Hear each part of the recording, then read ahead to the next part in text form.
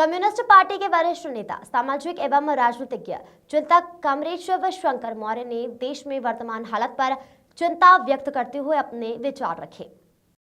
Sir, देश में चल रहा है राजनीतिक परिदृश्य को आप किस रूप में देख रहे हैं? वर्तमान राजनीतिक परिदृश्य जो है बहुत ही विचित्र स्थिति में है। जो राष्ट्र निर्माण की बात अगर राजनीतिक करते थे तो राष्ट्र के निर्माण में आमदनी और खर्च को किस प्रकार से समाहित करते थे और देश के निर्माण में बड़े बड़े उद्योग, बड़े रोजगार, छोटों को शिक्षा और स्वास्थ्य संबंधी बातें करते थे। वर्तमान परिदृश्य में ये मुद्दे देखने को तो हैं, बढ़ती बेरोजगारी है, किसानों पे अत्याचार है और भी मजदूरों की कई समस्या, मजदूरों के साथ साथ आम आदमी की समस्याएं हैं। शिक्षा देखो, महंगी शिक्षा हो गई है।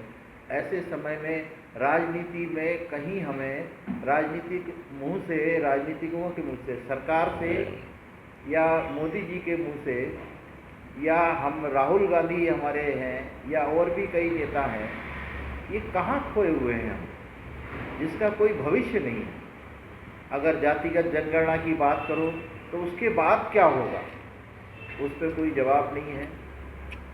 उसके बाद अगर हम बीजेपी की राजनीति की बात करें तो सांप्रदायिक ध्रुवीकरण के बाद हिंदुत्व की राजनीति में अंधविश्वास को बढ़ावा, विज्ञान को हम दूर करते हैं, तो कहीं ना कहीं हम अपने आप को ऐसा पाते हैं कि ये भी हमारे को वर्तमान में दिशा नहीं दे पाएंगे। ऐसी दृष्टि में अगर राजनीतिक तंत्र अगर यहाँ पर है देश में, हम ये भी देखते हैं कि आज जुडिशरी भी एक पॉलिटिशियन के रूप में हो गई है, जहाँ मीडिया भी एक राजनीतिक के तरीके से गोदी मीडिया के रूप में किसी का बहुत ज़्यादा गुणगान करता है या किसी को निष्पक्षता में जो कमी आई है, पारदर्शिता में जो कमी आई है, वर्तमान राजनीति का अभी कहीं कोई अता पता नहीं दिखता है।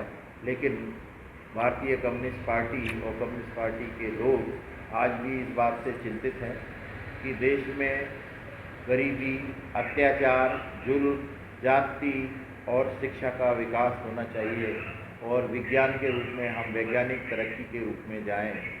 और इसमें हम रोज़ नए फार्मूले नए निकलते हैं और जो कम्युनिस्ट पार्टी की अपनी सोच है उसके हिसाब से बराबर हम अपने आप को रिप्रेजेंट करते हैं, चाहे राजनीतिक परिदृश्य हो, चाहे सोशल परिदृश्य हो। हमारे प्रोग्रेसिव लोग अपनी वाणी से, अपने शब्दों से जहाँ लोगों को सांस्कृतिक और मर्यादित करते हैं, वहीं हमारे लोगों के बीच में कुछ ना कुछ इस प्रकार से, जैसे कई चीज़ें यहाँ मध्य प्रदेश में जैसे परिवहन बंद हो गया था, अभी हमें पता चला है कि दुग्ध संघ को भी बंद करने का निर्णय लिया गया है। तो दुग्ध संघ भी बंद हो जाए तो इस प्रकार से देश के निर्माण में क्या काम आएगा। राजनीति के आप सुबह से शाम तक देख लीजिए, पुलिस का भगवाकरण हो गया है। पुलिस कोई बलात्कारी को नहीं पकड़ पाती, किसी गुंडे को नहीं पकड़ पाती, किसी मवाली को नहीं पकड़ पाती। और भाजपा के नेता आज की डेट में किस प्रकार का के पास है और ना हो, एक दूसरे को कोई जीभ काटने की बात कर रहा है, कोई गर्दन काटने की बात कर रहा है, कोई मर्डर की बात कर रहा है, कोई आतंकवादी की बात कर रहा है। क्या भारत देश का निर्माण इन पे हुआ था? क्या महात्मा गांधी ने, सुभाष चंद्र बोस ने या सरदार वल्लभ भाई पटेल ने या और भी भगत सिंह ने क्या इन्हीं भावनाओं को लेकर के अंग्रेजों को भगाया था? आज हमारे लिए ये सोचने का प्रश्न खड़ा है। हम आम जनता से अपील करते हैं कि इन गंभीर मुद्दों पर चर्चा करें और ये क्षणिक राजनीति और मुद्दों की राजनीति से जो भटकाने की जो राजनीति है, इसको केंद्रित करें ताकि देश का निर्माण हो सके। और ऐसे लोग जिनको विधायिका का पता नहीं, संसद का पता नहीं, संसद सदस्य बनने का भूमिका का पता नहीं, ऐसे लोग अगर देश का निर्माण करेंगे तो देश अंधकार में भी नहीं, बहुत ही गड्ढे में जाएगा और शायद 2047 की बात करते हैं, हम कहीं भी नहीं पहुंच पाएंगे। ये हमारी परिकल्पना है, कल्पना है। पूंजीपति बढ़ रहे हैं, शोषित वर्ग, वंचित वर्ग बढ़ रहा है।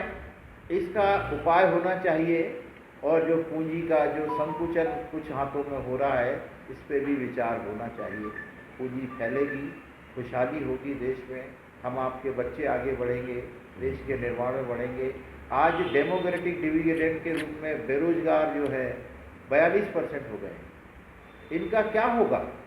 इस 42% से हम देखते हैं कि अगर हमने किसी देश की इकोनॉमी पे हमने पूछा कि उनकी इकोनॉमी क्यों बढ़ रही है, तो तुरंत हमें कह देते हैं कि तुम आतंकवादी हो, देशद्रोही हो और इस प्रकार की बात कर रहे हैं। अगर किसी के आंकड़े अच्छे हैं, अगर कोई टीचर हमें अच्छी शिक्षा दे रहा है, उसकी तारीफ करना गुनाह है, तो हमारे को ये भी सोचना पड़ेगा। इन्हीं सब बातों पर आज राजनीतिक परिदृश्य जो है आकलन करने की ज़रूरत है। और हम तो कहेंगे कम्युनिस्ट पार्टी पूरे विश्व में अपना एक आदर्श स्थापित करती है, उस आदर्शों पर खड़ी है। सबको रोजगार, समान शिक्षा, समान ज्ञान और आज की डेट में सबको समानता का अधिकार जो डेमोक्रेसी मिला है, बाबा साहब के संविधान में मिला है, freedom of speech, freedom of democracy, इन सब के ऊपर केंद्रित करते हुए देश को निर्माण हो तो ज़्यादा अच्छा होगा। ऐसी हमारी समझ है, ऐसी हमारी कल्पना है। MG सरवर की रिपोर्ट।